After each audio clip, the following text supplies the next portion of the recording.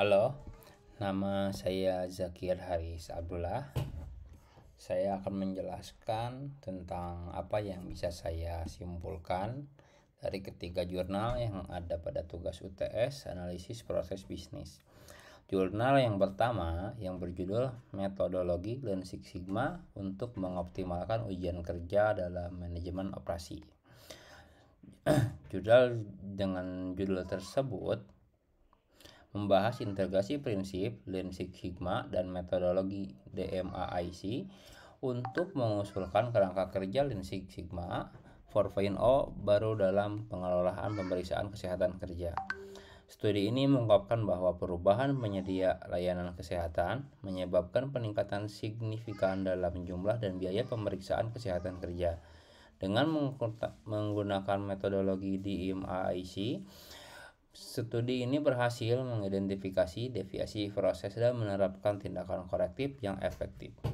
Implementasi LSS 4.0 yang menggabungkan teknologi industri 4.0 memungkinkan digitalisasi dan standarisasi proses, menghasilkan pengurangan signifikan dalam jumlah pemeriksaan dan biaya terkait. Kesimpulannya, penerapan LSS 4.0 dapat mengatasi tantangan dalam mengelola pemeriksaan kesehatan kerja, menghasilkan efisiensi, penghematan biaya, dan kepatuhan terhadap regulasi yang lebih baik.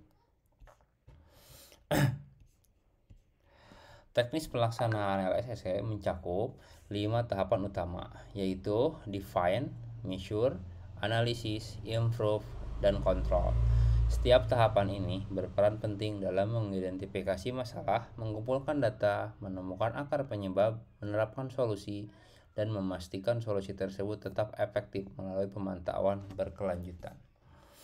Jurnal 2 yang saya dapat simpulkan dengan judul Pengembangan Kerangka Lean Six Sigma dan BIM untuk meningkatkan manufaktur di luar lokasi. Jurnal dengan judul tersebut mengeksplorasi bagaimana metodologi Lean Six Sigma yang dikombinasikan dengan Building Information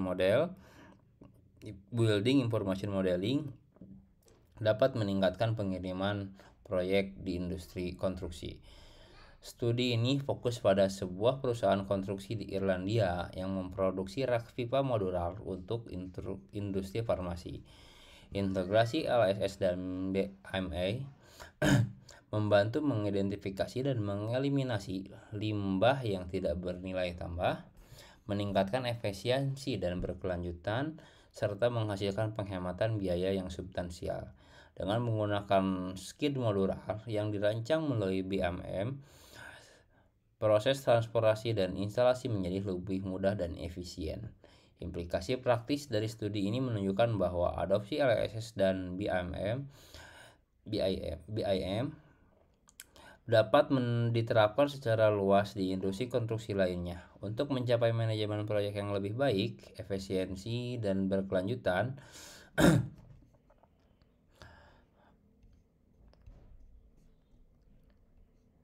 dalam penerapannya, integrasi LSS dan BIM mencakup identifikasi limbah, desain modular, standarisasi proses, dan penerapan just-in-time atau JIT.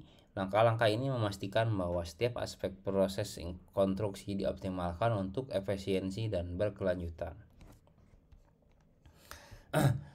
Jurnal ketiga yang bisa saya simpulkan yang berjudul Pembelajaran Teori Peningkatan Kualitas Pengalaman dengan Pembelajaran Reflektif dari Perspektif Mahasiswa. Jurnal dengan judul tersebut mengeksplorasi bagaimana para profesional yang melanjutkan pendidikan mereka menilai sebuah kursus manajemen kualitas di pendidikan tinggi yang menekankan pada pembelajaran reflektif dan pemecahan masalah nyata. Kursus ini terdiri dari pengajaran berbasis modul, sementara siswa bekerja pada proyek peningkatan di tempat kerja mereka antara sesi kursus. Temuan utama menunjukkan bahwa siswa sangat menghargai integrasi teori dengan praktik kehidupan nyata, serta metode penilaian berbasis proyek yang melibatkan laporan sementara dan laporan akhir. Pembelajaran efektif dan kolaboratif melalui umpan balik berkelanjutan menciptakan pengalaman belajar yang mendalam dan relevan. Kesimpulannya, pendekatan pengajaran yang berorientasi pada masalah dan pembelajaran reflektif sangat memotivasi dan efektif bagi profesional, membantu mereka menerapkan teori peningkatan kualitas dalam situasi nyata di tempat kerja mereka.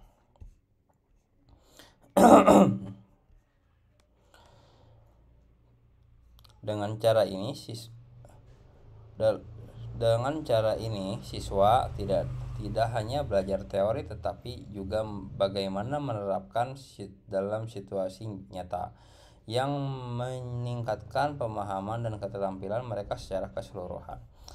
Pendekatan pengajaran ini mencakup pengajaran berbasis modul, proyek nyata di tempat kerja, umpan balik berkelanjutan, penilaian berbasis proyek, dan struktur ini siswa dapat bekerja sambil belajar, menerapkan teori yang dipelajari langsung ke proyek nyata, dan menerima umpan balik yang membantu mereka memperbaiki dan mengembangkan keterampilan mereka. Sekian yang bisa saya simpulkan dan jelaskan dari 3 jurnal yang berjudul Metodologi Lean Six Sigma untuk mengoptimalkan ujian kerja dan manajemen operasi, lalu pengembangan kerangka Lean Six Sigma dan BIM untuk meningkatkan manufaktur di luar lokasi. Yang terakhir, pembelajaran teori peningkatan kualitas pengalaman dengan pembelajaran reflektif dari perspektif mahasiswa. Sekian dan terima kasih.